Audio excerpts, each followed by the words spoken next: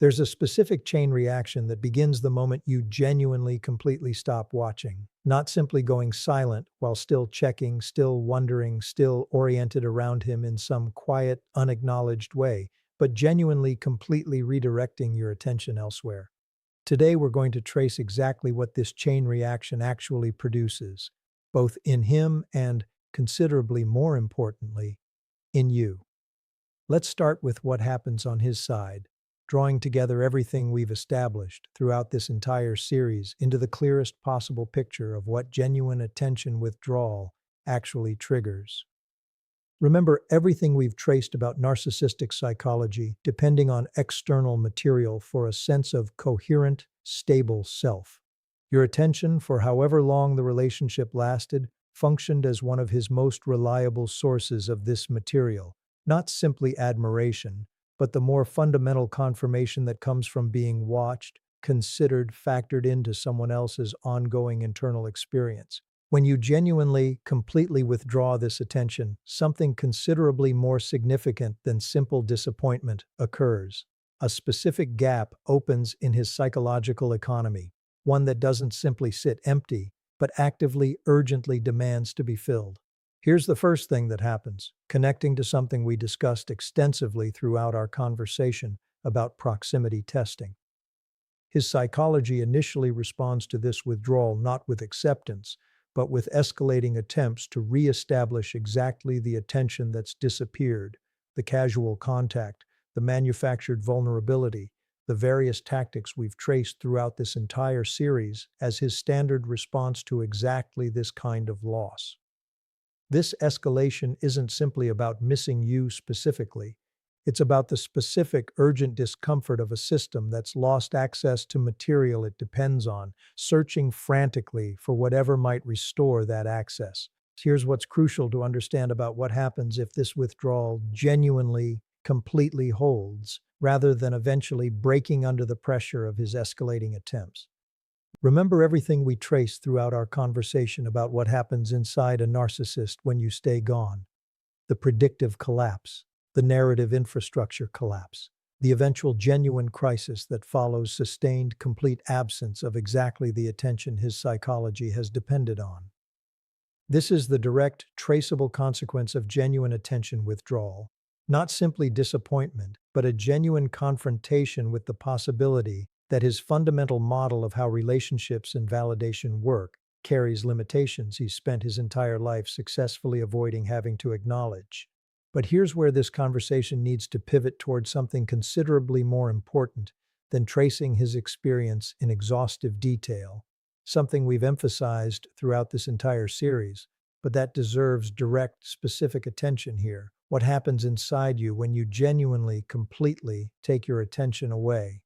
Remember everything we've traced about how thoroughly narcissistic relationships train your attention toward hyper-vigilant monitoring, reading his moods, anticipating his needs, watching for warning signs, managing the emotional temperature of every interaction. This attention, sustained over months or years, doesn't simply disappear the moment you decide, intellectually, to redirect it.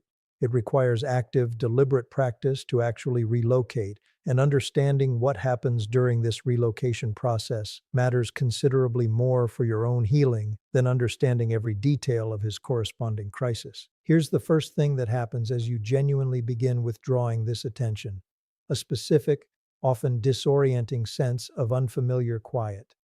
Remember what we discussed about how much psychological energy hypervigilant monitoring actually requires, energy you likely weren't fully conscious of expending because it had become so automatic throughout the relationship.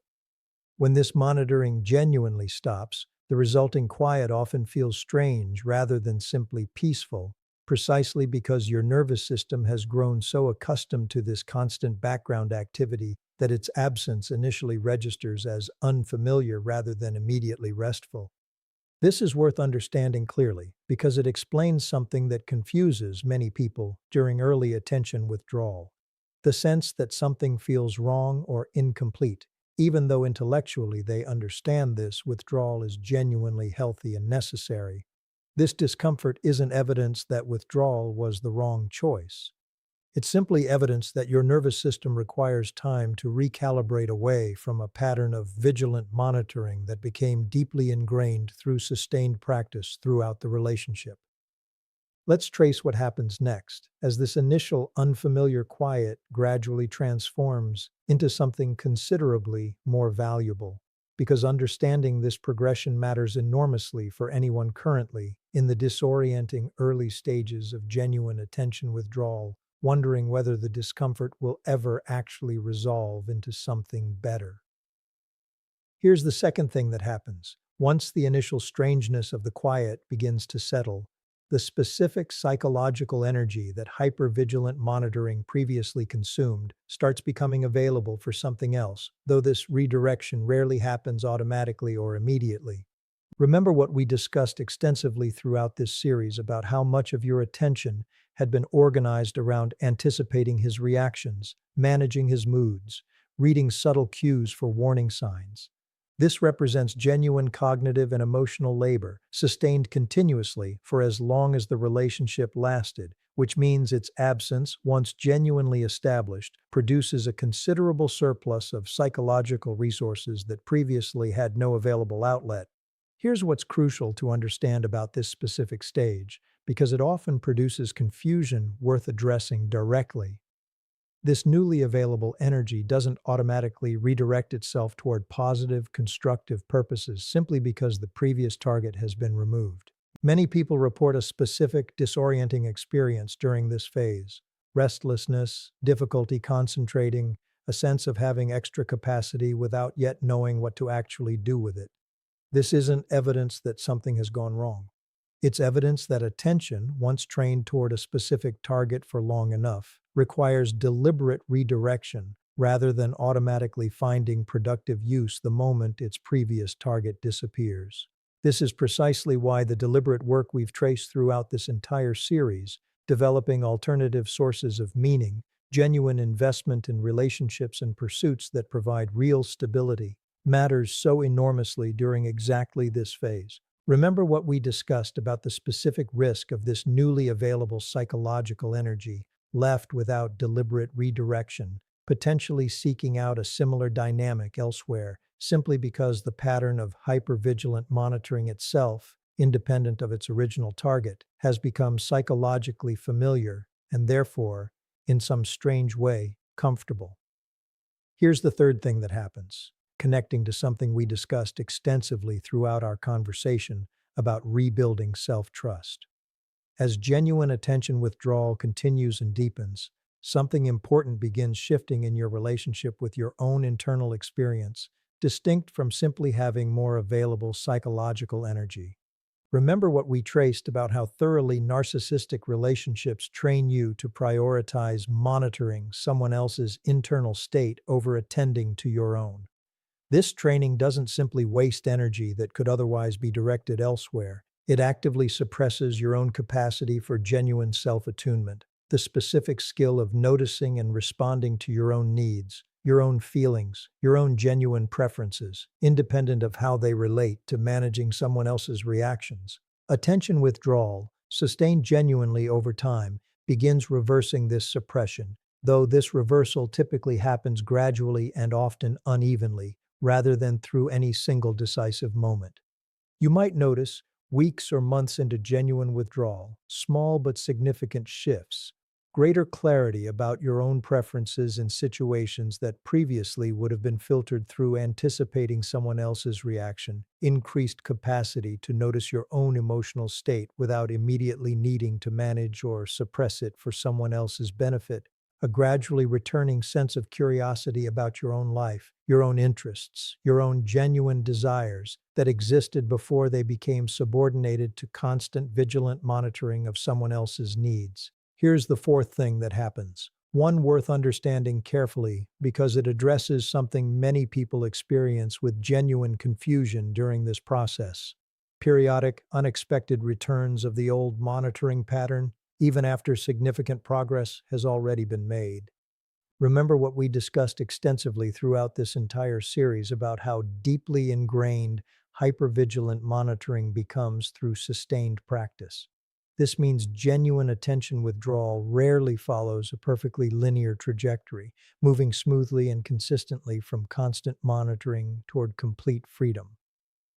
It's considerably more common to experience genuine, significant progress, punctuated by unexpected relapses, a sudden urge to check his social media after weeks of genuinely not thinking about it, a flash of old, anxious vigilance triggered by some unrelated circumstance that happens to resemble a pattern from the relationship.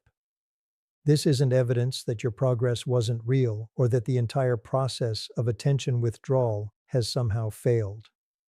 Remember what we discussed throughout this series about how genuine psychological change typically develops through practice and repetition rather than through a single, complete, permanent shift.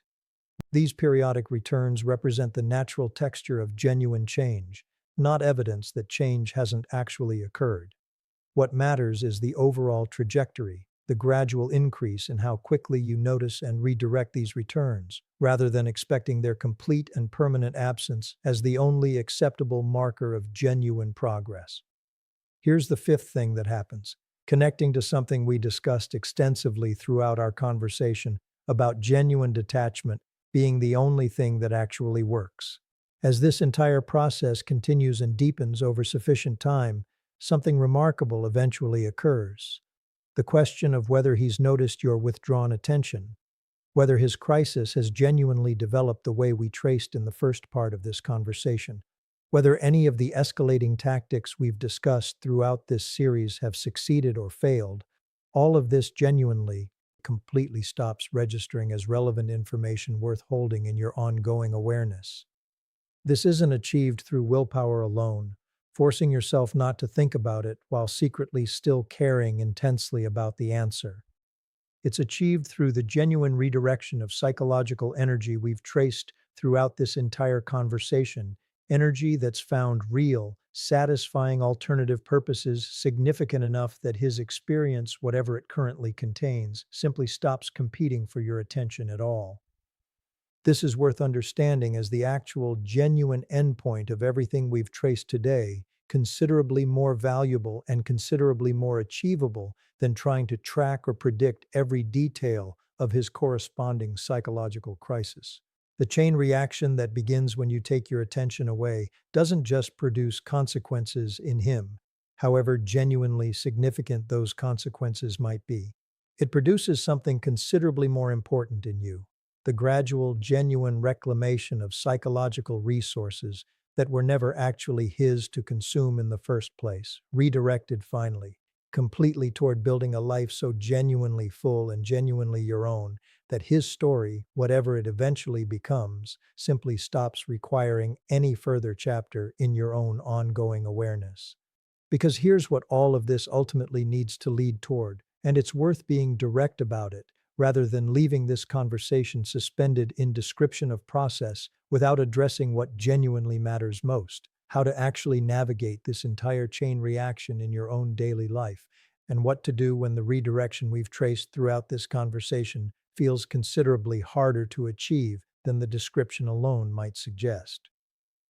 The first thing worth understanding clearly is that everything we've traced throughout this entire conversation, the unfamiliar quiet, the newly available psychological energy, the gradually returning capacity for self-attunement, the periodic relapses, the eventual genuine indifference, doesn't unfold automatically simply because you've decided intellectually to stop paying attention.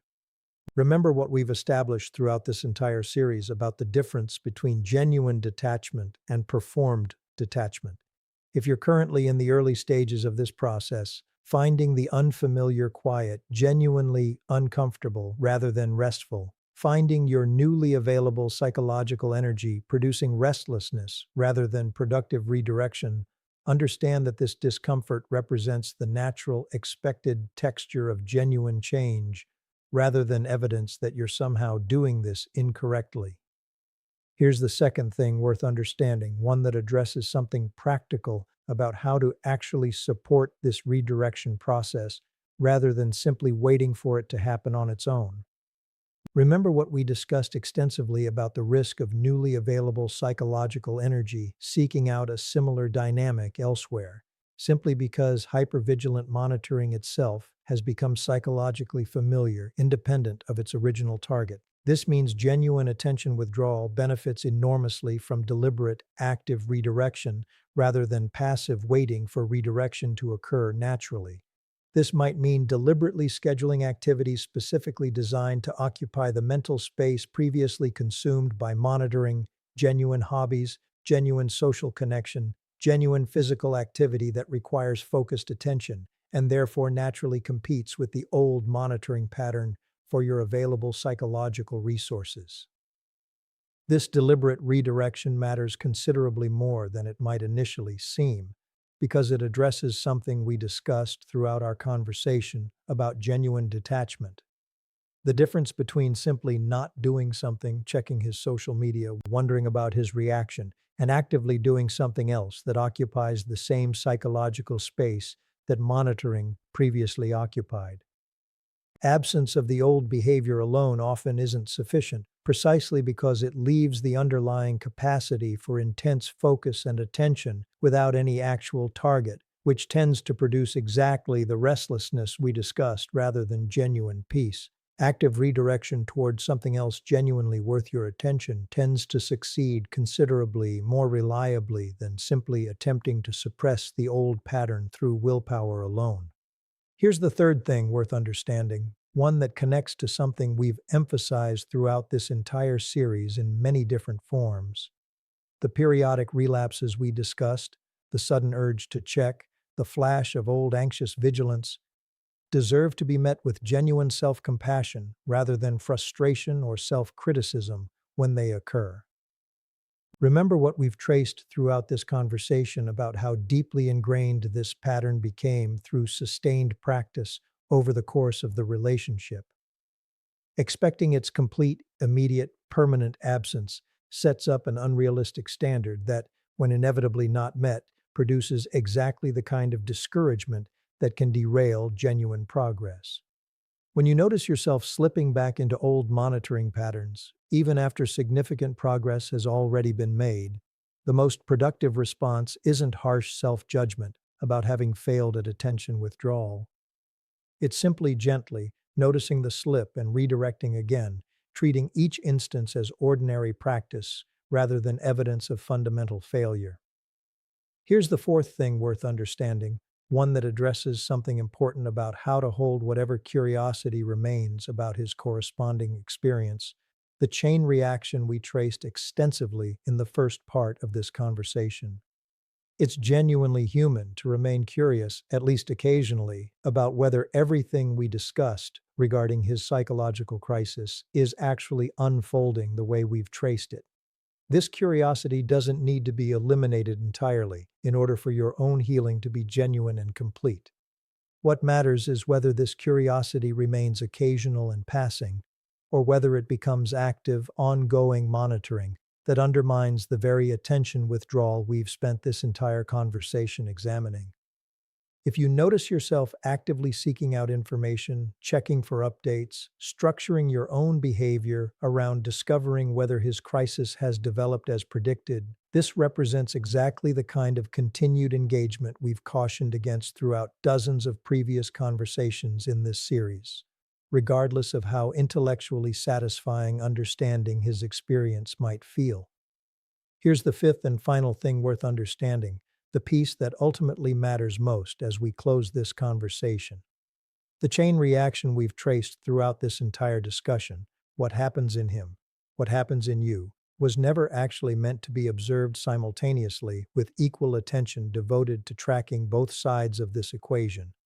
Remember everything we've emphasized throughout this entire series about where your attention actually belongs once genuine healing becomes the priority.